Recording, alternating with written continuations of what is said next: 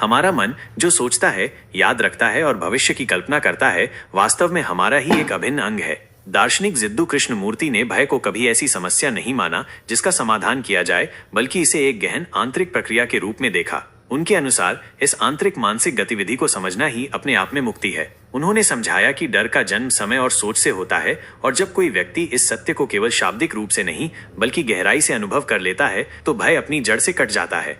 हालांकि ये अवधारणा जितनी सीधी दिखती है उतनी सरल नहीं है। हम में से प्रत्येक व्यक्ति रोजाना किसी न किसी डर से जूझता है, चाहे वो नौकरी छूटने का भय हो, असफलता का डर हो, प्रियजनों को खोने का डर हो, बीमारी का भय हो, मृत्यु का डर हो, या इन सबसे बढ़कर अपनी पहचान खोने का डर हो। लेकिन क्या हमने कभी विचार किया है कि ये डर आखिर पैदा कैसे होता है?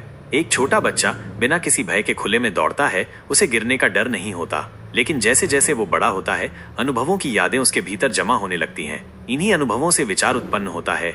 यह विचार कहता है, मैं पहले भी गिरा था, कहीं फिर से न गिर जाऊं, और बस यहीं से भय का जन्म होता है। कृष्णमूर्ति कहते हैं कि विचार मूल रूप से पुराना होता है। ये कभी नया नहीं होता, क्योंकि ये हमारी स्मृतियों से ही बनता है।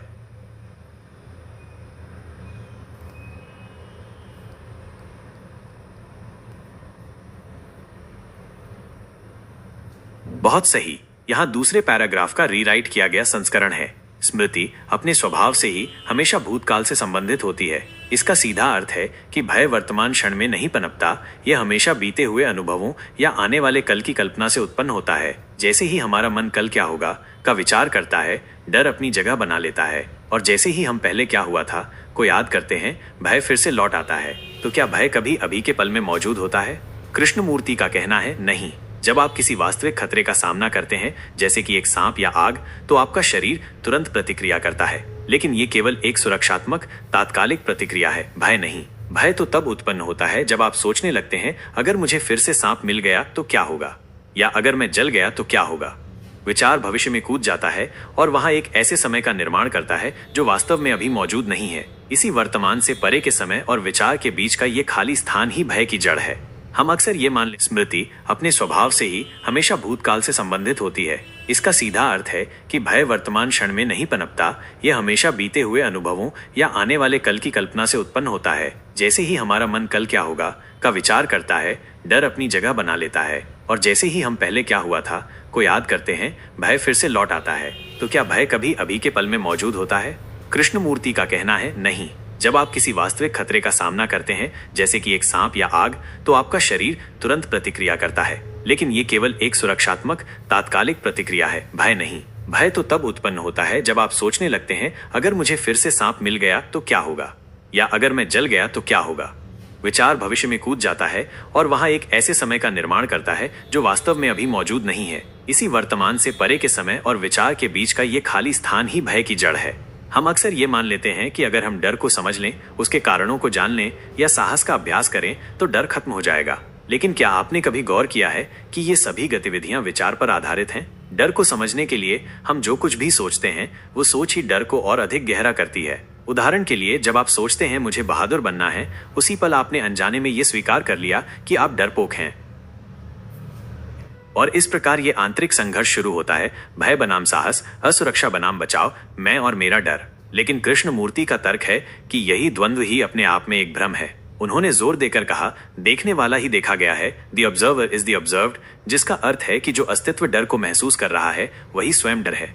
जब आप कहते हैं मैं डरता हूं, तो ये न समझें कि डर कहीं बाहर है और आप उससे अलग हैं। नहीं, मैं ही डर है। जब आप इस सत्य को स्पष्ट रूप से समझ लेते हैं कि आप स्वयं ही वो भय हैं, तो फिर करने के लिए कुछ बचता ही नहीं, क्योंकि डर से भागना, उसे दबाना या उसे समझने की कोशिश करना, ये सभी क्रियाएं उसी भ्रम से उत्पन्न होती हैं कि आप और डर दो अलग अलग चीजें हैं।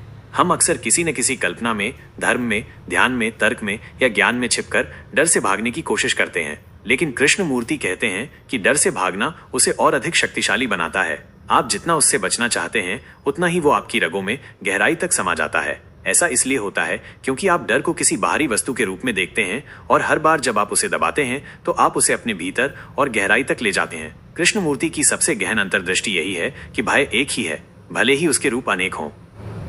आप कह सकते हैं कि आपको असफलता का डर है, या मृत्यु का, या अकेलेपन का, लेकिन ये सभी बस ऊपरी परतें हैं। मूल रूप से डर केवल एक ही चीज है, किसी अनजानी परिस्थिति से बचने की प्रवृत्ति। और ये भागने की क्रिया कहां से उत्पन्न होती है? विचार से। विचार कहता है क्या होगा आगे, और यहीं से यह अंधकारमय यात्रा शुरू होती है।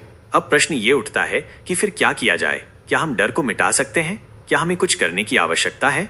कृष्णमूर्ति का दृष्टिकोण इसके बिल्कुल विपरीत है। वे कहते हैं कुछ मत करो, उसे बस वैसे ही देखो जैसा वो है। उसे समझाने की कोशिश मत करो, उससे भागो मत, उससे लड़ो मत, उसे सुधारो मत, बस उसे देखो। ठीक वैसे ही जैसे आप एक गहरी खाई को खड़े होकर देखते हैं, पूरी जागरूकता के साथ, बिना किसी प्रतिक्रिया के। जैसे ही आप डर को उसकी संपूर्णता में बिना किसी छेड़छाड़ के देखते हैं, डर स्वयं ही रूपांतरित हो जाता है। वो तब तक जीवित रहता है जब तक आप उसके साथ कुछ कर रहे होते हैं। जैसे ही आप कुछ करना छोड़ देते हैं और बस देखते हैं, डर की जड़ सूख जाती है। और ये देखना कोई अभ्यास नहीं है, कोई तकनीक नहीं है, ये कोई तरीका नहीं है जिसे रोज दोहराया जाए। ये तो एक जागरण है, एकदम अभी, एकदम पूरा, एकदम संपूर्ण। आप डर को देखते हैं पूरी सजगता के साथ, और तब वो बोध होता है कि आप ही डर हैं, और उसी क्षण सोचने की आवश्यकता ही नहीं रह जाती। विचार मन में ही रुक जाता है, और जहां मन शांत हो जाता है वहां समय भी ठहर जाता है, और जहां समय का अस्तित्व नहीं वहां भय भी नहीं पनप सकता। लेकिन ये कोई उपलब्धि नहीं है, कोई अंतिम गंतव्य नहीं है। ये तो उस यात्रा का समापन है जिसे हम प्रतिदिन डर से बचने के लिए करते रहते हैं। कृष्णमूर्ति हमें ये दिखाते हैं कि जिन मार्गों पर चलकर हम भय से मुक्ति पाना चाहते हैं, वही मार्ग हमें डर के और करीब ले जाते हैं। ऐसा इसलिए है क्योंकि वे सभी मार्ग विचार से निर्मित हैं, और विचार, जैसा कि हमने देखा, हमेशा सीमित होता है, पुराना होता है और खंडित अनुभवों का संकलन होता है। इसलिए यदि आप वास्तव में भय से मुक्त होना चाहते हैं, तो आपको न केवल डर को देखना होगा, बल्कि उस पूरी प्रक्रिया को भी देखना होगा जो डर को जन्म देती है, यानी विचार और समय को। जब आप यह देख लेते हैं कि समय, कल का डर और विचार, उसके बारे में सोचना, दोनों मिलकर ही डर को उत्पन्न करते हैं, तब आप उस डर को उसी क्षण बिना किसी प्रयास के पीछे छोड़ देते हैं। आप तब अभी के क्षण में आ जाते हैं, जहां न विचार है, न भविष्य है, न अतीत है, केवल जीवन है, पूर्ण और शुद्ध। और उस जीवन में भय का कोई स्थान नहीं।